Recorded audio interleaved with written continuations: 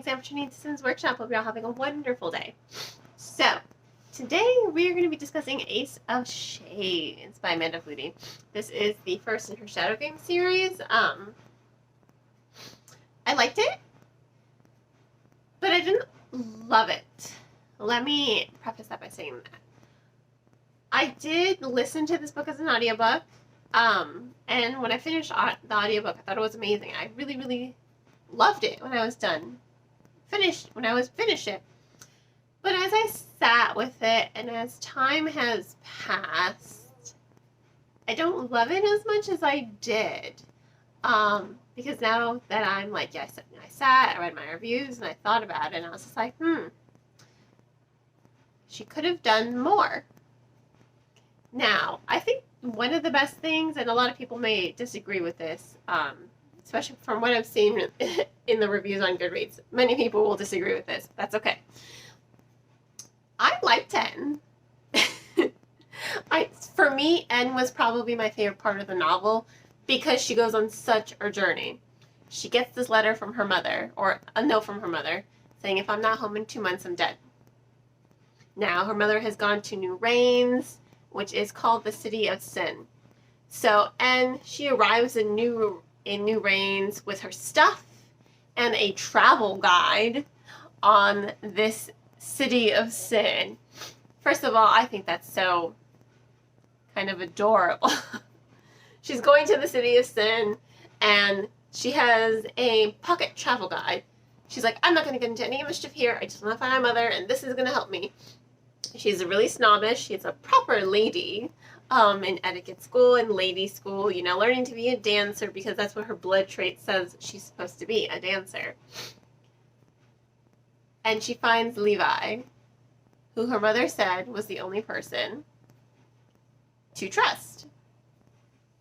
There is a romance that does develop between Levi and N, and it has its pros and cons. On the one hand, I think it adds to N's character development. Again, she goes from posh, snobby lady to I'm going to make this world burn by the end of it. And she is all like, oh no, I can't touch guns, I can't kill, no. By the end, that has flipped. The city has changed her. It's hardening her. It's making her colder, rougher, more menacing. And I liked that. I mean, this is her villain era, or the start of her villain era, to be perfectly honest. That's what I liked about it. I liked that she went on this journey. And I love how she's changing and growing. And a lot of that has to do with Levi, because he's there to protect her. He does want to help her. At first, it's really just self-interest.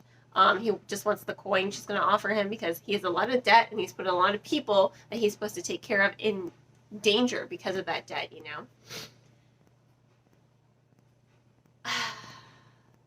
There are really good side characters.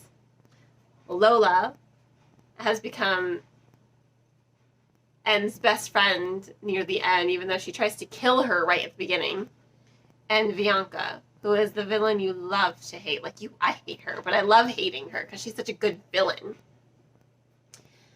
Levi kind of falls short. I do think his characterization, this is why I said in the beginning that Foody could have done more. She could have done definitely way more with Levi, who is a bisexual man of color. You have a lot of representation there, but his characterization falls flat in comparison to everyone else, including the side characters. I think he's stagnant. He doesn't really change. He doesn't really evolve by the end of it. He comes to a lot of realizations, and I do like his romance with N, and I think that helps him grow a little bit. However, I think he should be able to grow and develop given the circumstances of everything he does, instead of just growing because he loves her, if that makes sense. It's just really frustrating to me because he keeps making the same mistakes, and then he's kind of shocked when people turn their backs on him. It's just like, you keep doing the same stupid shit and hurting the people you're supposed to be taking care of, like your little gang, but you're just doing you know the cycle, and you keep repeating the cycle, well aware of it.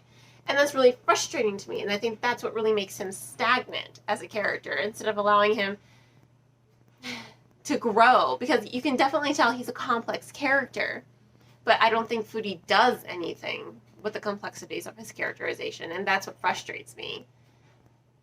He's morally gray, and there's so much to be done with him that is just untouched. Now, I don't know if she's saving this for book 2 and 3. King of Fools and Queen of Bolts. I have yet to read them yet, but maybe.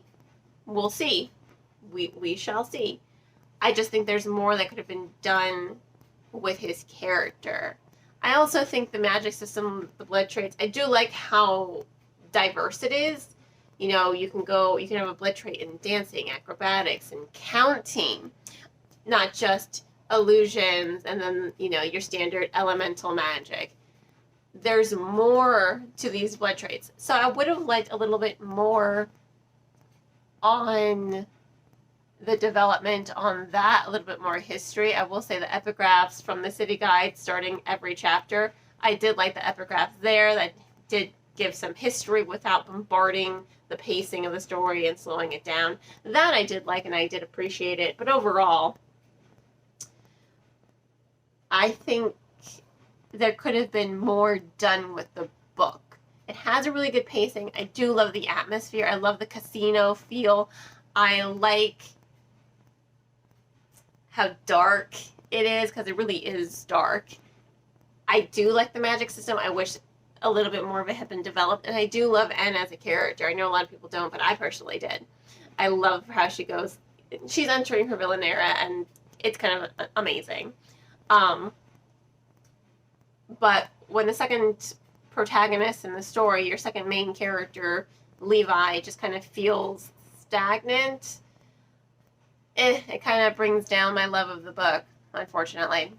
So, this book gets 3.5 soft 4 out of 5 stars. I liked it, but I went from loving it to liking it, and that says a lot.